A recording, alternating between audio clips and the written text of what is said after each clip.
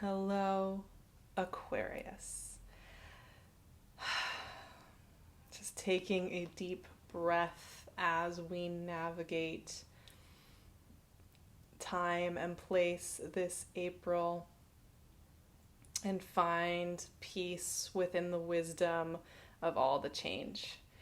Of course, the big thing that comes up for me when I tap into Aquarian energy is Saturn joining you, freshly joining you here this month, having just been in your orbit for about 10 days before April starts.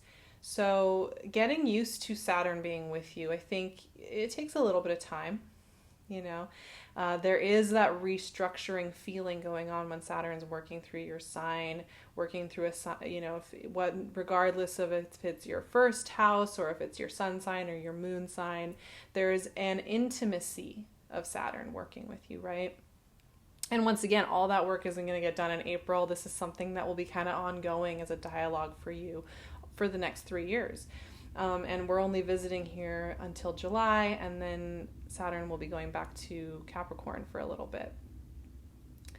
But there is restructuring, right? There is a tapping into who you're going to be next and tapping into your authentic self as Saturn works with you. Also, the other big thing is that Venus moves into Gemini this month, and she's moving into Gemini on the 3rd. She's starting her pre-shadow on the 10th. For a big retrograde happening in May and June in Gemini, fellow air sign. And this is opening up your heart. It's having you do restructuring here as well. The message that came through with all of that is that, in some ways, this is your time. The energies this month, Venus direct in Gemini still, full moon in Libra, Saturn moving into your sign to work with you, grow with you, workshop with you, I would say. These are all such beautiful energies, and they are supportive of you. This is your time, and you can feel it, and you can feel this kind of shift happening in your being and who you are in the world. 5 of Wands. Let's start right off with some arguing, right? Shall we, Aquarius? I feel like I can see that. But on the other hand, you may feel a little overwhelmed or like you're not ready or you're not allowed. Oh, Page of Cups. Love it. Love it. You may feel like you're not ready or that you prefer to maybe stay where you were. Or maybe you'll be caught. Maybe you're not allowed to explore some of these new spaces, or maybe you'll be punished. Maybe all of this is just a big punishment. Some of those questions could come up, right? I don't want you to fear Saturn being with you. Queen of Wands. Your counterpart. The fire of the worlds mixed with your air, right?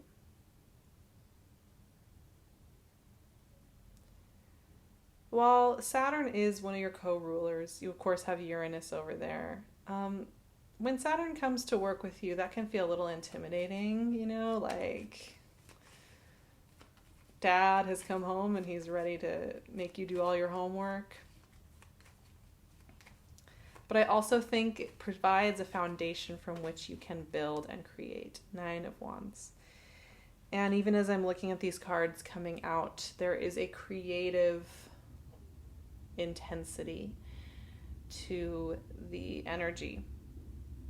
And even as I'm feeling it, this is the message just coming up for me. It's going to be really tempting in April to get very serious. Get serious about, what you want to contribute to life, what you want to do in this world. And admittedly, right now, fixed signs are kind of getting activated to fully step into their power as leaders and creators and beacons during this time. Fixed signs are very important in this moment in time. 5 of Cups. You're getting the 5s, which means there's a transition here. It's going to be very tempting to stay on the serious side of that. And I know Aquarians, you guys are so fun, you're so goofy, you're so funny, but the way you feel the world inside that people don't always see is that you're really feeling it, and that it can feel heavy and serious and important Two of Swords, a little indecision, little uncertainty. And it will be tempting to go there right now. It'll be tempting to let the heavier messages be the guiding messages. But what I'm seeing here with these creative, playful energies is to remember the creative playfulness. Even in times of a lot of fear and a lot of pain and a lot of uncertainty, which 2020, let's admit it, has been full, Three of Swords, of uncertainty. Full of unfamiliar. Four of Wands. Oh my gosh. I love you all so much. I do. I really do. During this time of unfamiliar, uncertain, it's very tempting to get pulled into the very serious as a way to problem solve. And yeah, there's a place for that, right? There's a place for us to take things seriously and to be very present and to be very grounded with that. But there's also a place for creative, inventive, joyful curiosity and play that helps us to balance the seriousness with new ways of seeing, doing, acting, connecting, loving, bringing people together, right? There is a way to be both. There is a way to do both. In Aquarians, like I said, the message that came through is like, this is a time where you may feel more at liberty to be creative in yourself than ever, while at the same time having the feeling like maybe you're not ready or not allowed, and even putting yourself through some of that self-questioning, kind of questioning your ability. And I think also when you are starting to open yourself up to a new way, the brilliance of it, the brightness of it can be really overwhelming. And it can be a time when you feel like going back to old ways more than maybe when you were waiting for that new door to open. And that's kind of what I'm seeing here because, okay, admittedly, we start off with a 5. You get 2 5s here, and I'm going to just address these both, I think, because 5 is all about that discomfort, that moment of shift from one thought plane to another, that moment of shift from the world being one way and now it's another, and feeling that discomfort, right? And there are a couple of ways you can approach it. One is to kind of get combative and fight against it. Another is to kind of crumble into grief. Now, both of these have a place within it, you know. Both of these are spaces that I think we feel into when we are changing shape and form. And it's natural to have both reactions. The main thing with this is to recognize that that's a shift that's occurring and that it's not a perpetual state, and that you are allowed to have these emotive forces coming at you, and also that it's okay. Because look at these 3 people right here. These 3 characters are here to support you, my Aquarian friends. Page of Cups, Queen of Wands, Knight of Wands. These are your friends. And what are they speaking to? They're speaking to playfulness. They're speaking to lightheartedness. They're speaking to deliberate choice of creative trying things out, right? They're just kind of like, let's see what happens. And I know you all have this in you. You know, you're very exploratory beings. You want to find out what happens if you open the door. You want to find out what happens if you try the new thing. And these energies are speaking to that. They're speaking to you being curious from that place, that playful place. You know, you may come in contact with some really beautiful people at this time, some really beautiful co-creators, some really beautiful connectors that see your vision, understand it, and want to do that work with you and take life forward with you. You know, this is not a time to feel isolated or to feel that you have to make yourself smaller or more quiet in order to be loved, in order to do things right. This is a time of deep connection and creativity for you. And it could be really lighting a spark in your heart, connecting you to the pieces and the people and the places that will help you bring your creative voice to fruition. This is also activating just within yourself your sovereignty at this time, which is important. As much as you may be wanting to give to others or to demote yourself in life, this is a time to really honor your sovereignty, honor your authenticity as you show up in the world. Now, there is a shift going on here. Undoubtedly, I'm not going to pretend that I don't see that we have 5 of Cups, 2 of Swords, and 3 of Swords. Nobody really wants to see this combo, right? Because it's like, oh no, does it mean there's heartbreak? Does it mean that everything's going to crumble? Does it mean I'm going to have some shock to my system that's going to cause all the grief? I mean, I can't speak to everybody's experience, obviously, but what I would say is the message that comes for me here. You know that lifestyle or that dream or that version of yourself that you thought you needed to be in order to be enough for the world, or in order to make an impact, or in order to be correct, or in order to be who you thought you needed to be in the world, right? We've all had versions of ourselves that we've written up, or somebody's written up for us and we believed, and that can look like anything. It doesn't even just have to look like standard. You know, you may have had pressure on yourself to always be traveling, or to always be working, or to always be creating, that you thought you needed to be because that's who you were, right? That's who you were, and if you aren't doing that, then who are you? And this month you may be noticing that whatever that part of the story is, it's going away as you step more authentically into something that feels true for you now, which is all that matters. What is true for you now? What feels good to you now? What feels like your story now, not what it was before. Father Time is coming to meet you. That's Saturn. And Saturn doesn't want you to live in the past. He doesn't want you to live going over and over and over again why something couldn't work out. Saturn wants to bring you back here and remind you of what you have now. Whatever may have crumbled or left your life in the past, whatever has shifted, whatever identity or way of being that maybe you feel you are losing at this time, it's okay that it's going away. And that's what I'm seeing here. In times of great growth, in times of great unfamiliarity, this is when we often grieve what we are no longer. I know for me, you know, if I think about, just as an example, and to make this a little bit more personal and connected to you all, I would say, you know, I had a vision of what I was going to be accomplishing and living this, you know, June, for example, and who I thought I needed to be in 2020 in general. I would say back in the fall, you know, I was like, this is what I'm going to be doing. And if I think about even just even before everything got even more intensive at this time, the last 6 months have really shown me a completely different way forward, right? And I've had to let go of maybe how I thought I was going to be spending my time, or how I thought I needed to be doing my work, or how I thought I needed to be showing up.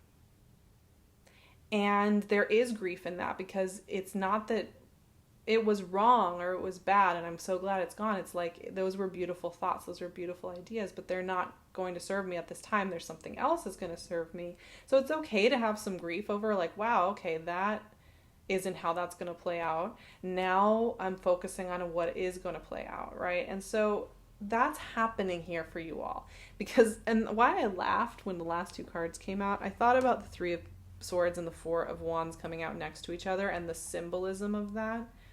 You could apply this. I mean, this is obviously, it's got a lot of romantic connotations that you're going to probably pop to right away. One is heartbreak and one is like a happy wedding.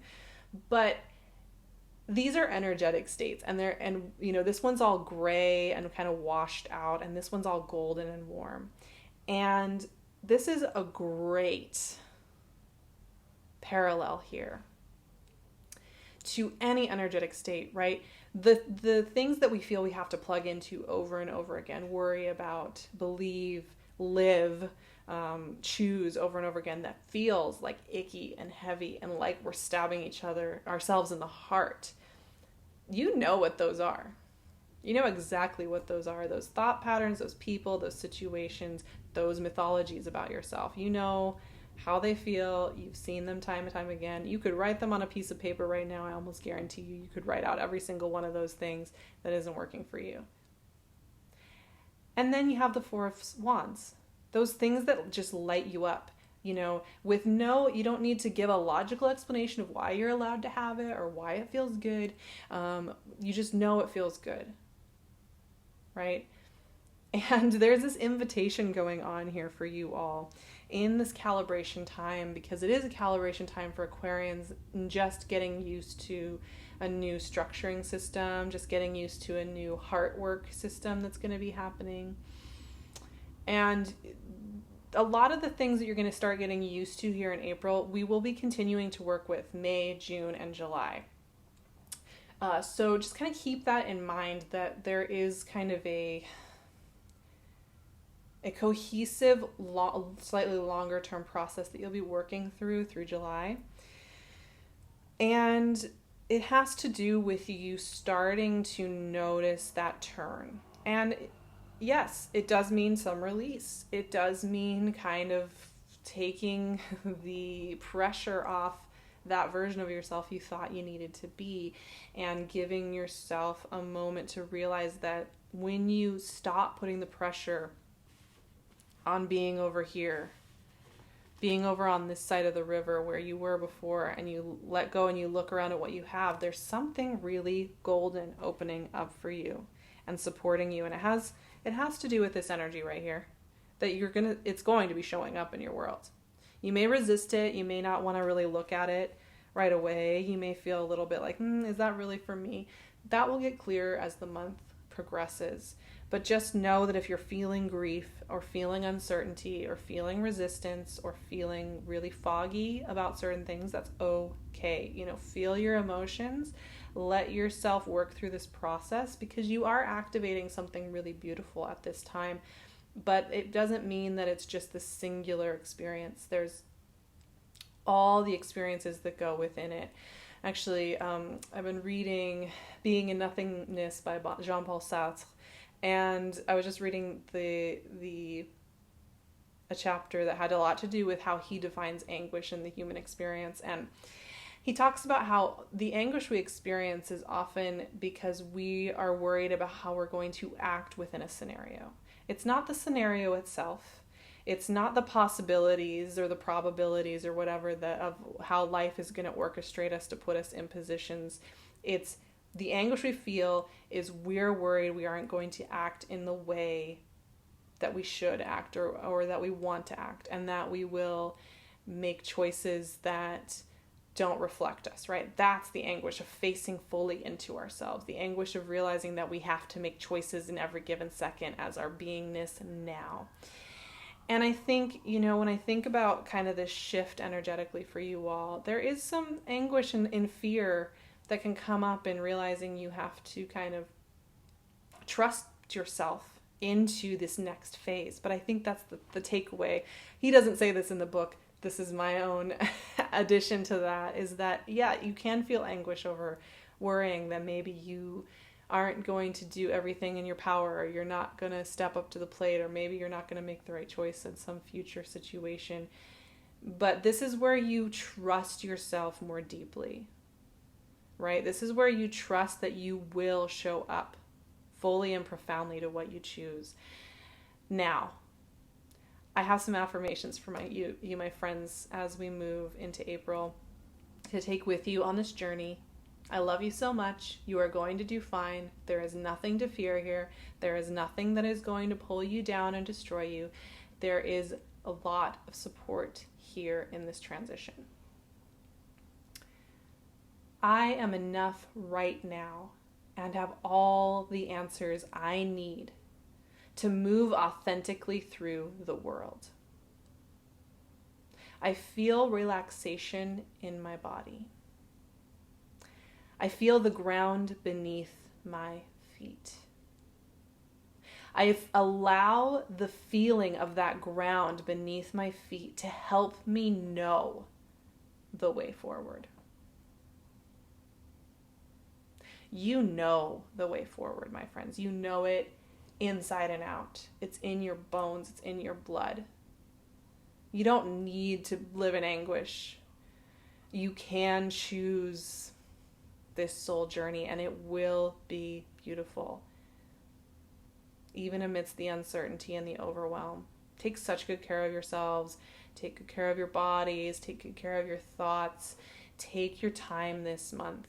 Take your time this month. And I don't mean that in literally like just sitting, you know, about just sitting still. I think I mean that even in the actions you take. Take your time deliberately moving through the actions and feeling the empowerment of each move you make. Savor it as you would like a 10-course meal, you know, where you just take that bite and you focus on it. You pay attention to it.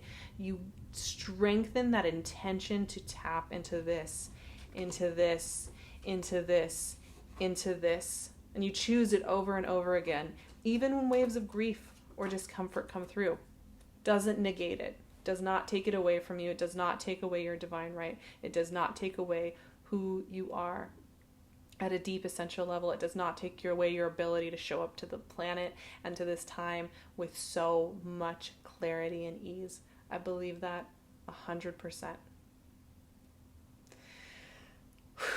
I, of course, am going to be offering a lot more support, emotional support for us all at this time over on my Patreon. It's all inclusive. So one tier gets you in.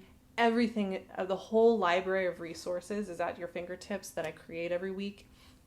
Worksheets, discussions. I'm going to start doing lives, I think, to help everybody get into a soothing, connected place.